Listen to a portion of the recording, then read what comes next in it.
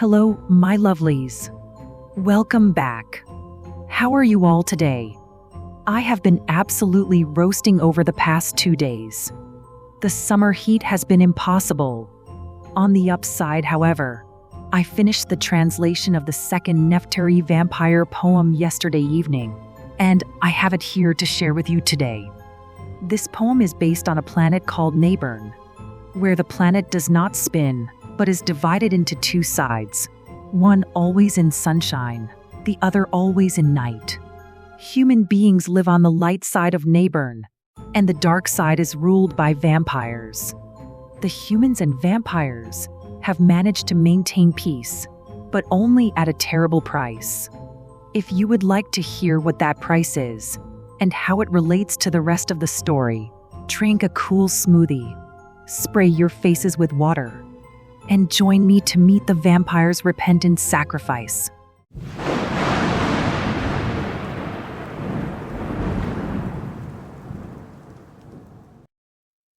The vampire's repentant sacrifice.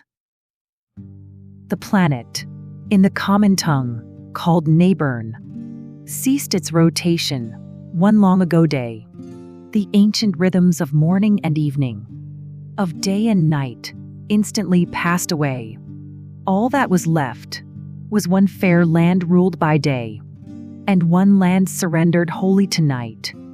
Of course, the change engendered great upheaval, some of the kind you might expect to fight, when what had always spun round ceased its turning, and plunged people straightway into tears. But worse was the emergence of the vampires, who had concealed themselves for many years in limestone caverns deep beneath grass and sand, on the dark side, no longer bound by sun and by the constant horror of its burning, burst forth in number and amok did run. The drinkers of blood, many near eternal, raced from the earth into endless twilight and glutted on whatever blood they could find, while those humans who could ran for the light. Soon, one side of Neighborn became the bright side, and the other half, known as the dark side, those humans who could not flee because of age, illness, or poverty hid, bribed or died, and those who bribed did so with endless service. The humans who stayed became vampire slaves, always dependent on their whim and favor, with no hope anyone their lives could save. In time, 2 civilizations were formed there, one of free humans known as the bright side, the other of vampires. To stay in their place, the vampires demanded sacrifice. Each year, 50 young women and men were taken into the wasteland that remained of a city that had straddled the border. Near the stone wall, each poor soul would be chained and left for the vampires to collect them. Those sacrificed were never seen again, and though their families prayed, they were workers. Most believed that the vampires devoured them. The woman our history names, Alira, had been born into a rich family. Usually, she'd have escaped the sacrifice, but her family lost all their money. And worse, her dad was imprisoned for such crimes as would have made him prime for sacrifice. The shallow man offered Alira instead. She, for his cowardice, would pay the price. So Alira was one of the 50 souls who crossed the border with her pale wrists bound. She and 19 women entered a huge cage, wherein weeping remained the only sound. They were left there for days, in near-pitch darkness, given neither food nor water to drink. They were exhausted, miserable, and lonely. The whole enclosure had started to stink before vampire lords arrived one by one to choose which human, despite her poor state, pleased him enough to enter his large household and to become the vampire's breeding mate. Breeding mate meant precisely what it sounds like. The women were not promised warmth or love, but only food and water and a bedroom. And, for most of them, that much proved enough. Alira was smart, though, and she decided, although her young life had become so sour, she would improve herself with a rich vampire, one with great holdings, dignity, and power. She did all that she could to make herself fair and show best of her lovely body. Surely, she said, any vampire with taste will choose me at once when he looks at me. But, to her amazement, despite her beauty, Alira was passed over 7 times. She didn't know that the richest of vampires had looked on her and said, "She will be mine." But before he could step forward and claim her, a brute of a vampire took her hand, and Alira offered, a dying woman, to save herself. He didn't understand how somebody who looked so pure and gentle could do something so foul and cowardly. He told himself, I'll have to test her mettle and her nature if she's to mate with me. So in his mind, Vincent drew a clever plan to let him know if Alira was she who should share all his riches and dominions, or if his instinct had spoken falsely. The next time Vincent came to Alira's cell, he was dressed as a ragged beggarman. He chose Alira, though she begged and pleaded, and leashed her wrist with a chain, lest she ran. Outside, the pair were greeted with no transport, just gleaming stars and roads with crumbling stiles. Vincent barked at Alira to hurry up. He had no coin, and they had many miles to travel ere they reached what he called his shack, which sat beyond the edge of Silver Lake, in the dull land known by most as the Badlands. She'd better not moan or whine, for her sake.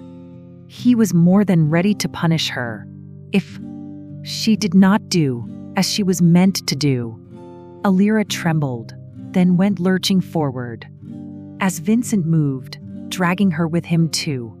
It was an awful journey for Alira, full of mud and rain, stones and freezing sleet. But Vincent gave her his coat when she shivered, and his own boots to clothe her bleeding feet. When they camped the last night by the Silver Lake, as it glowed and gleamed in the ringing night, the beauty caught Alira, and she wondered if, just perhaps, things all might be all right. But then they walked through the swamp to the crossroads, where a vile shack squatted there in the dark. Vincent announced that they had reached his domain and should light a fire, otherwise the dark would prevent them from settling in. With that done, Vincent showed his Alira all around. The kitchen was outside, as was the washroom, and the couple were to sleep on the ground. They ate the bread and jerky that they had left. Then Vincent beckoned Alira to him. He took some furs and cast them upon the floor, and bade her strip and lie down beside him. Horrified at the thought, Alira refused. She expected him to threaten or scold, but Vincent simply shrugged. "Take off your dress still. It bothers me, not if you will lie cold." So she did, for 2 miserable hours. In the end, the chill air so dismayed her that she would rather cuddle down on the furs and endure what Vincent had planned for her. But when he felt her there, Vincent only smiled and opened up his waiting arms to her. When she came to him, Vincent whispered praises and told her that he never would force her to do anything that she did not wish to. Alira slept soundly in Vincent's arms, and he watched over her with a loving gaze to see that his mate did not come to harm. Next day, Alira woke in early morning and carefully slid from Vincent's embrace. She washed and dressed and lit a stubby candle and thought that she'd try to improve the place. She hadn't much, but some soap and some water, and a bucket with a broken mop in. But she set to, with a good will. Soon enough, every inch of the shack was shining clean. When Vincent woke, he hugged Alira tightly and praised her for everything she had done. He took her to the pond to try to net fish, and soon enough, each of them had caught one. From then on, Alira learned many new things: how to hunt, how to pound their clothing clean, how to fish, and cut reeds from around the pond. And Vincent, who had sometimes seemed so mean, was now gentle, supportive, even funny. He taught her to weave baskets from the reeds. She harvested, then dragged them into market on a handcart to sell and meet their needs. Now, Alira was clever and creative. She made dyes from berries to tint the reeds. People loved the baskets with their soft colors.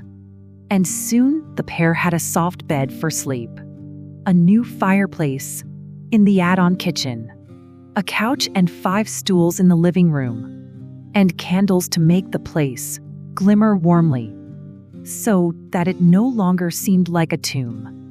One day, Vincent went out alone and returned, with dresses, trousers, and new boots for her. He kissed her cheek and thanked her for her labor, and said that the gifts were all meant for her. When Alira hugged him, something warmed her chest, a sensation she'd never known before. She determined she'd get new clothes for Vincent as soon as she could save a little more. But the next day, as she headed to market, 3 men came from the trees and kidnapped her. She screamed and fought them, but they covered her mouth. And in the end, the largest man struck her. When she awoke, she was in a fine chamber, lying on a couch made of rich velvet. And across from her sat the very father who'd sold her into this place of distress. Her father looked thinner than he'd been before, and paler too. "Alira, my baby, I've come for you. I have come to reclaim you. You can come back to the light side with me. I had money set aside just in case, so you can have everything you had before. The cars, the parties, and the fine clothes. I'll double your allowance or even more." Alira stared. She didn't have an answer. Part of her longed for where she'd been before, for the sun and the sky and the easy life, instead of living on a swampy shore. But then, she heard the sounds of calls and shouting. A loud voice hollered, "Tell me where she is. Is she alive or dead? If you have slain her, then kill me too. Give me death's bitter kiss." It was Vincent. She knew it in a moment. Suddenly, all those nights cuddled in the furs, when they laughed and talked, held each other's hands, made sense. Vincent must be in love with her, and even stranger, despite his demeanor. When they had met, and all she'd had to do to gain the respect that had become friendship, Alira realized she loved him too. The men brought Vincent in chains into the room. His eyes glowed when he saw Alira there. "My love," he said, "my darling, you are alive. Are these men yours? If so, I do not care. I've been fighting myself for far too long now. If you mean to kill me and head for home, across the border, back where there is sunshine, I wish you joy, but first you have to know, I've loved you since the moment I beheld you. Every time I scolded or hectored you, it was only to see you grasp the challenge, and also to hide how much I love you. I didn't bring you here But I'm glad you came. My father came today to reclaim me. He hasn't changed. He only thought of money and tried to use possessions to bribe me. But I would rather be in our little shack, even with the easily broken loo, than in his mansion, where there's no happiness. I'm going to stay because I love you." Then Vincent broke the chains and the men in black and asked Alira what she wished to do with the father who had hurt and betrayed her. Vincent asked her, "Shall I slay him for you?" "Just send him home," Alira said. "His money will comfort him a lot better than me. As for myself, I will be a glad woman. If you, my mate, would just come home with me, I'll take you home." Vincent said, "Oh, you just wait. You'll love the surprise that I have for you." He swept Alira up, said, "Close your eyes. We're going to fly. I will not drop you." He sat down beside an exquisite castle, which sparkled with diamonds at every view. "It's beautiful, but were we not heading home?" "My love," he said, "this all belongs to you. This castle, and a dozen others like it. All of the jewels, everything you see. I am the owner of all you can find here. I had to find out if you could love me. Not all the fripperies, the traps and trappings. So I pretended to be poor and cruel, to test if you had the strength to endure it. When you should, and the rest call me a fool. I am the richest vampire in this domain. But all I have, I lay down at your feet. If you are but to forgive my deception and be my wife, will you agree, my sweet?" Alira slapped Vincent, and then she hugged him. The two laughed, spun and capered childishly, and in time celebrated their wedding day. And never were two people more happy.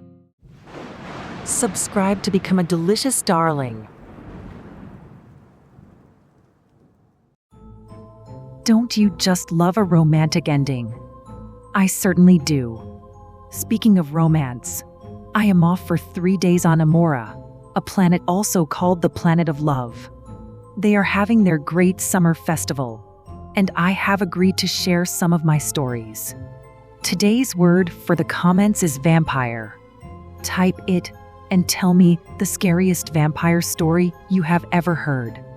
Before I leave, please click like, subscribe, and hit the notification bell.